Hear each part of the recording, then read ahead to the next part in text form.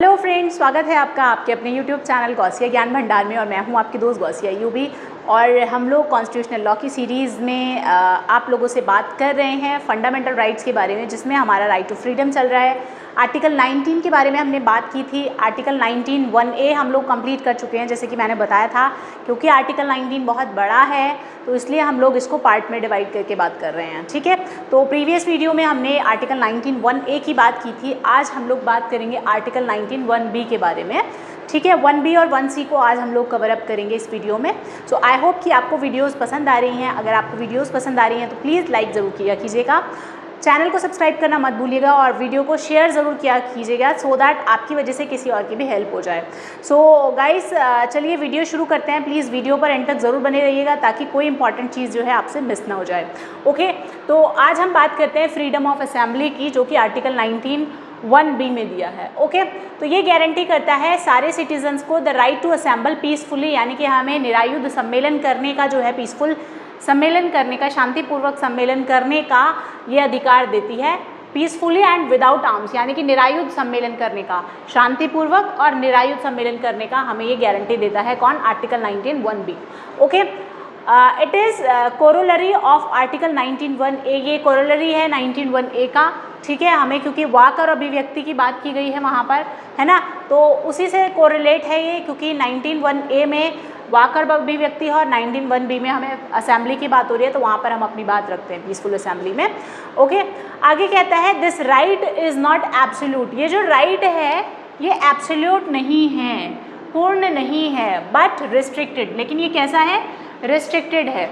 Okay, the assembly must be non violent, यानी कि restriction कैसे हैं कि जो ये हमारी असेंबली है ये नॉन वायलेंट होनी चाहिए, यानी किसी तरह की इसमें कोई हिंसा ना हो।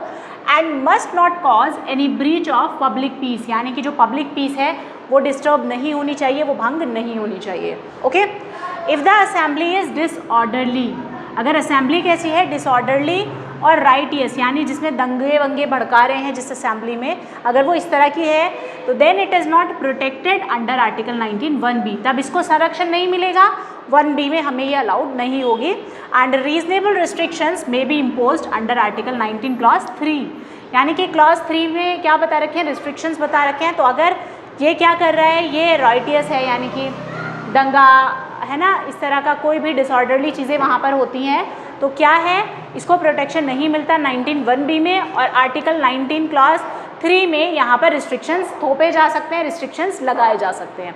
ओके, आगे बात करते हैं रीजनेबल रिस्ट्रिक्शंस के बारे में, freedom of on freedom of assembly, ठीक है।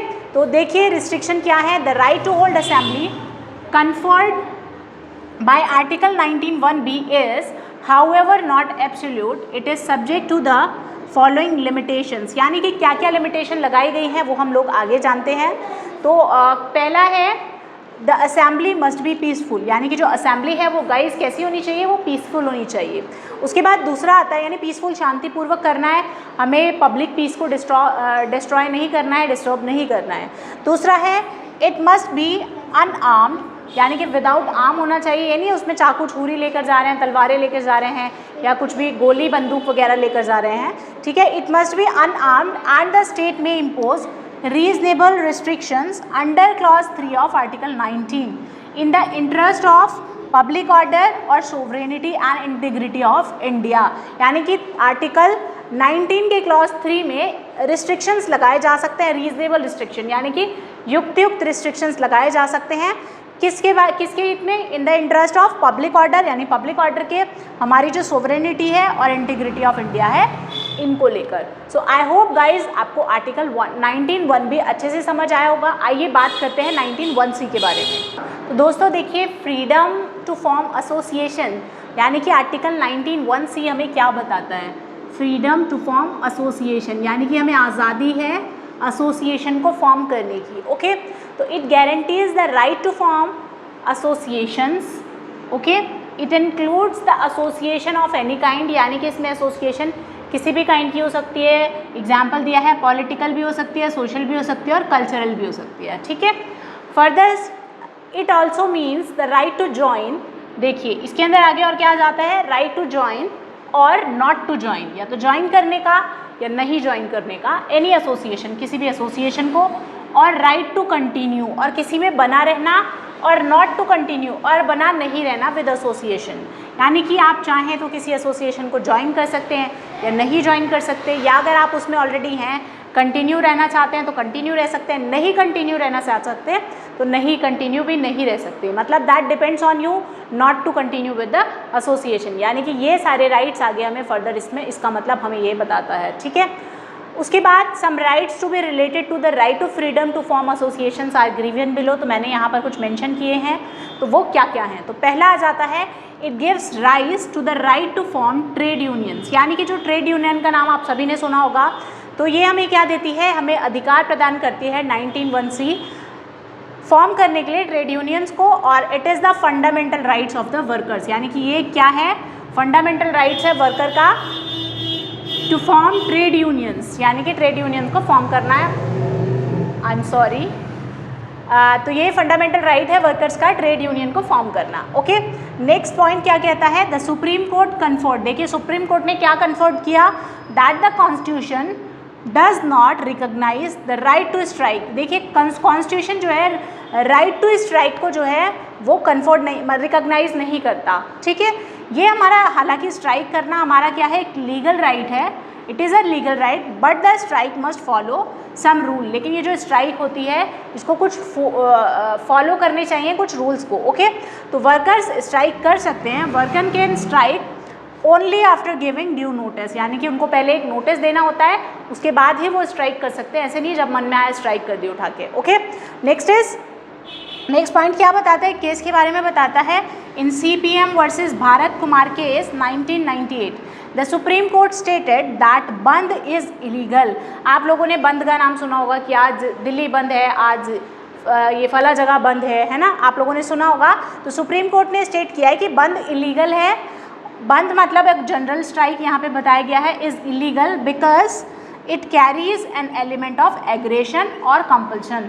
बंद को क्यों इलीगल बताया है, क्योंकि इसके अंदर क्या है, इसके अंदर कौन सा एलिमेंट है, एग्रेशन के और कंपल्शन के, यानी कि कंपल्शन बना देती है ये कि बंद करना ही है। तो इसलिए इसको, इस केस में सुप्रीम कोर्ट ने इसको इलीगल स्टेट किया है। नेक्स्ट पॉइंट आता है, क्या कहता है, ये जो कंपल्शन है, shutting down offices, shops and disturbance to public transport system therefore violate a fundamental right of citizen right to freedom of movement। देखिए गाइज, ये जो बंद कर देते हैं, जो बंद है जिसके बारे में आप प्रीवियस पॉइंट में हम लोगों ने बात की है, तो कंपल्शन जब कर देते हैं शटिंग डाउन का, ऑफिस को बंद कर देने का, शॉप्स को बंद कर देने का, या फिर अगर हम लोग बात करें पब्लिक ट्रांसपोर्ट सिस्टम के डिस्टर्बेंस की, तो ये क्या करता है, ये वायलेट करता है फंडामेंटल राइट ऑफ सिटीजन्स को, राइट। क्योंकि कौन सा fundamental right, right to freedom of movement, यानी कि हमें कहीं पर भी मूव करने का राइट है, ठीक है, आबाद संचरण का राइट है, तो उसको क्या कर देता है, ये वायलेट कर देता है। तो moreover bandh prevents the workers to earn their daily bread.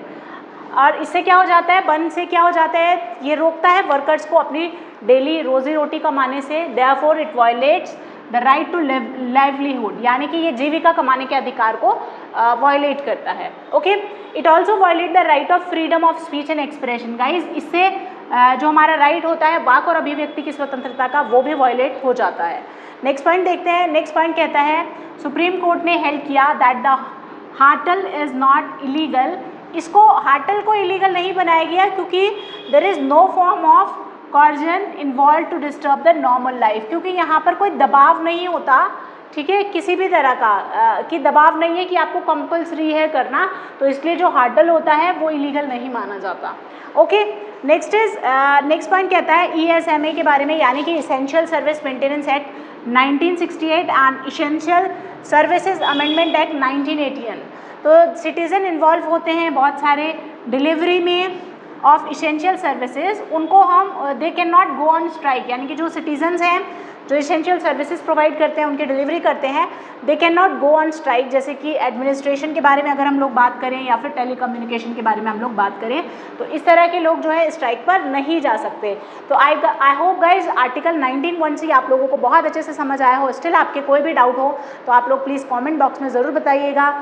Video पसंद आए तो लाइक ज़रूर कीजिएगा, चैनल को सब्सक्राइब कीजिएगा एंड वीडियो को शेयर करना भी मत भूलिएगा। Thank you so much for watching. खुश रहिए, मुस्कुराते रहिए।